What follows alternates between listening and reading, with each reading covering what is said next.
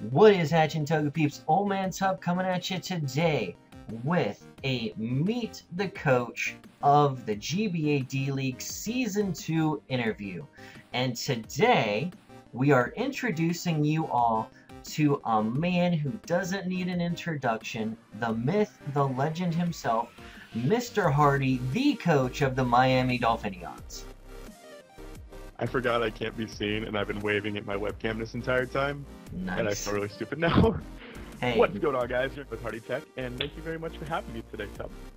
Hey, the pleasure is mine. Thank you for setting some time aside so we could get the GBA fans more acquainted with a brand new coach. Yeah, hello, everybody. Okay, well, let's get right into it. Now, what experience do you have, competitive and non, with playing Pokemon? Well, competitive, I was really into competitive scene back during the 5th generation days when I first started making YouTube videos. I played a lot of competitive battling. I don't know if I never ever necessarily got good, but I enjoyed it a lot. And as far as non-competitive, I've been playing Pokemon for the past 12 years or so I'm a Pokemon League champion like 30 times. Don't want to brag or anything, but it's a pretty big deal. Okay, and what was your first Pokemon game? My first Pokemon game was Ruby, which is weird because I was born in '94, so you'd think I would start with Red and Blue, but I didn't get my first Game Boy till like 2002. So I started with 3rd generation. Hey, 3rd generation was a good generation to start because it was my favorite. Okay, now... Yeah, I get a lot of nostalgia playing the games. Yeah. Now, you are also a streamer, correct? I am. And you stream on Twitch? Yeah. Okay, and that was actually my introduction to you. I found you on Twitch before I found you anywhere else, just scrolling through some Pokemon Twitch streams, and I happened to come across you. So, Hardy is a very good streamer, so you should check him out. Links to his Twitch will be in the description. Okay, now, you've told us about your gaming experience. What tiers are you more familiar with? In the current metagame, probably OU, because a lot of the series I've done involving competitive battling have been in the OU and higher tiers. But my personal preference is I like the lower tier stuff. I like UU, or not UU, NU and PU, just because it's more diverse. You don't see the same 5 Pokemon every battle, so it's kind of nice to just see things you normally wouldn't see in competitive battling, like Butterfree. Right. And that is actually beneficial to be multifaceted tier-wise in a league such as this. Now, we know what tiers you like to play in. Do you have any prior draft league format experience? Unfortunately, I do not. I'm just a viewer of several different leagues, GBA obviously being my preference. But it's something I've been wanting to get into a while, and I've had people offer for me to join their leagues, and I always turned them down because I knew it was GBA or bust. Okay. So, looking to get in your first draft, and I've taken a look at your draft, and it is very interesting. And I'm going to have to say that among all the tweets that were sent out about this draft, you definitely hold the most talked about one. I don't want to say controversial because I don't think it's controversial, but I think you have the most talked about draft pick, being your 3rd overall pick being Butterfree. Actually, it was my 4th. 4th. Oh, I was looking at the wrong line. You are correct. That was your 4th. Yeah, so that's, I feel quite honored to have the most talked about pick. Hey, all publicity is good publicity. True. So now, can you give me a little bit of a look into why you picked Butterfree so high without giving away too many secrets? I like Butterfree. Hey, that's as good as any. I feel that I like catching people off guard. I don't want people to know what's going on inside my head, because if they do, they won the battle. Exactly. Now, I had never looked at Butterfree in this format before, just because everyone thinks, oh, it's just a Butterfree. But Butterfree does a lot of interesting things that gives it quite a bit of utility. But I mean, yeah.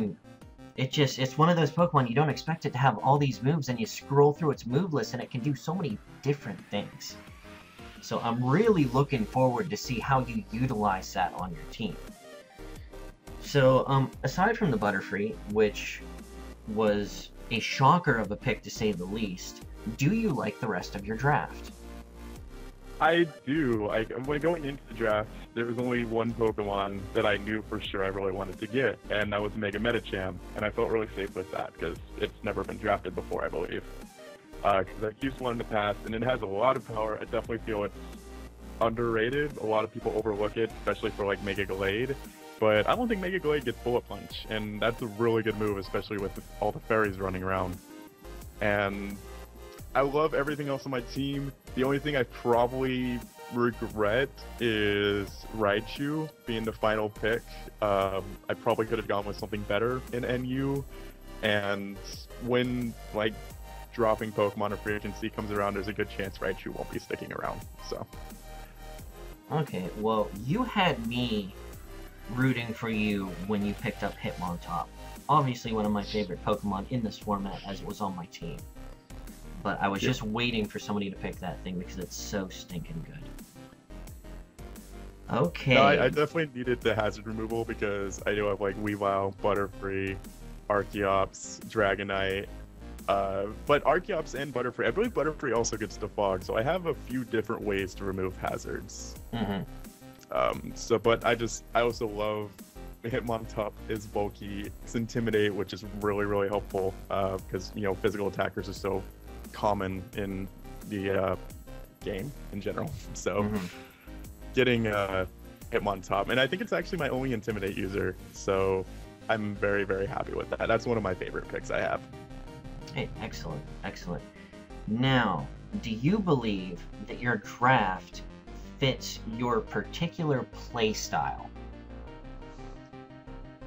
See, the curious thing with that is I don't really have a play style. I know one thing I don't really like is super defensive stuff. I guess I'm more of an offensive player, which might make my competition expect more offensive things from me. But I also really love taking the Cooper route of sorts and running really, really unique and unexpected things. So that's something I want to be unpreparable as far as my battles go, because I could run Choice Band Aerial Ace Butterfree. Like that's a possibility. And it could happen. We have seen stranger things in the GBA. No. Special Aggron, my favorite. Exactly. And don't forget Water Pulse Blissey. Fire Blast, Gyarados. Yeah. Or was it Flamethrower Gyarados? No, I believe it was Fire Blast.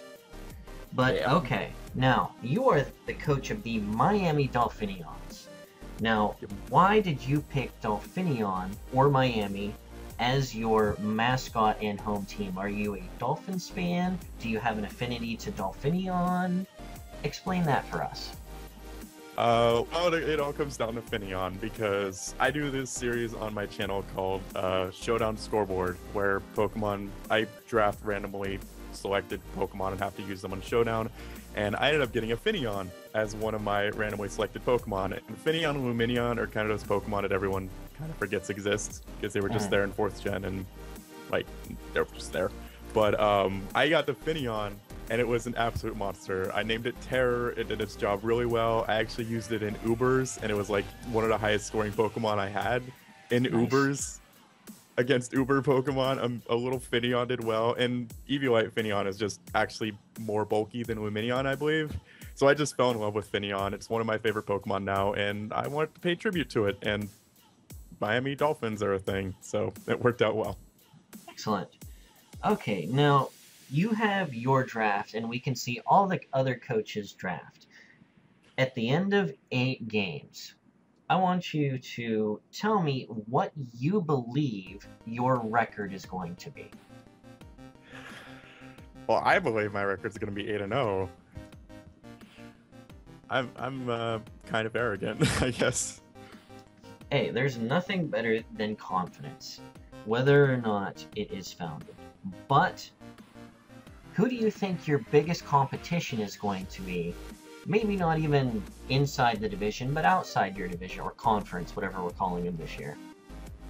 Well, originally I would have gone with Ellie or the Stantlers or 8-Bit Insomniac, simply because we were friends. I think she's the only person out of all the competitors I knew before I joined the league. And when the D League was announced, we both messaged each other like, hey, are you going to join? And we both got accepted. And so I was really, really excited to face her. And now the schedule's been made, and I'm not going to be facing her in the regular season. So we have to hope for playoffs. So I was a little heartbroken about that I don't get to beat her up. But now I definitely have to go with, I'm excited to face the Shelmets. Like, Gassy, I'm very excited to beat him, but I'm also honestly, I'm probably most afraid of his team. He has a lot of scary things on his team. Like Amoongus, I absolutely despise facing Amoongus. And just Latios, Tornadus, Reuniclus, Doublade, his team is very scary. So yeah, he definitely has a sheet full of threats on his team. Okay, he has a Blissey, so let's hopefully at least see Water Pulse. Oh yeah. Oh yeah. So, you think you're going to do well. Now, let's talk a little bit more casually. What are some things that Mr. Hardy likes to do? Does he have any particular pre-game rituals, or do you think that you will? Pre-game rituals. Oh, that's exciting.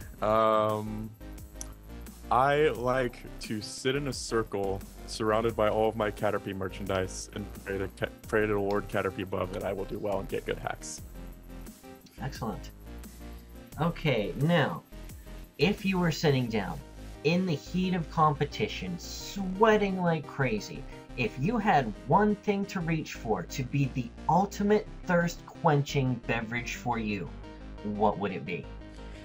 Well, I actually go through like phases of what drinks I become addicted to, and my current addiction is Arizona Fruit Punch. So.